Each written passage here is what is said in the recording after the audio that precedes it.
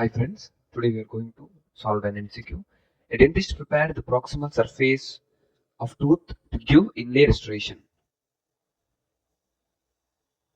Okay. He beveled the gingival margin. Okay. So they are asking what kind of bevel does the dentist has given for an inlay restoration. So what is an inlay restoration? Inlay restoration is a restoration that is done outside the cavity preparation and then it is luted inside the cavity preparation. What is luting? Luting is with the help of dental cements, the restoration is attached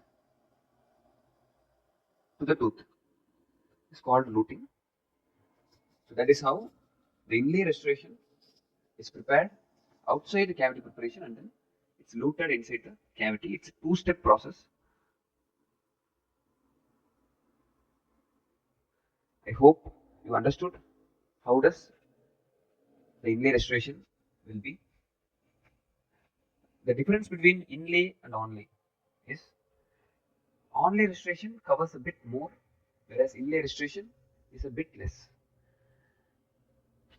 That is, in onlay restoration, it covers a little bit on the cusps,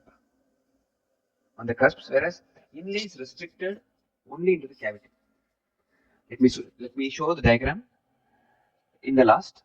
So here we have the options: 20-degree bevel to reduce cement metal margin from 0.05 mm to 0.02 mm. 30-degree bevel to reduce cement metal margin from 0.05 mm to 0.02 mm. 20-degree bevel to reduce cement metal margin from 0.05 mm to 0.01 mm. 30-degree bevel to reduce cement metal margin from 0.05 mm to 0.01 mm. So the answer here is option A, 20-degree bevel to reduce cement metal margin from 0.05 mm to 0.02 mm. So let us understand this. Here we have in the proximal region, we have the portion of enamel which is weaker. Commonly they tell as unsupported enamel. Unsupported enamel, where if you keep the restoration, there is a high chance of the enamel getting broken and then there is a chance of micro leakage and secondary caries. So that if we do the restoration as it is, it will be 0.05 mm here. But when you give a bevel like this, in the proximal region, if you give the bevel at 30 degrees, what happens is the 0.05 mm becomes 0.02 mm. It becomes lesser, the unsupported enamel is removed. At the same time, here there is an advantage of the inlay restoration getting burnished on the die. So it adds up in the retention.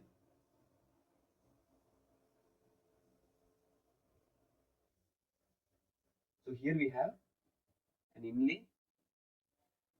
So only it's present in the cavity, whereas only it covers the crown. Whereas the crown completely covers the tooth until the cervical region of the tooth.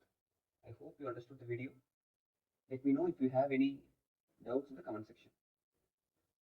Thank you.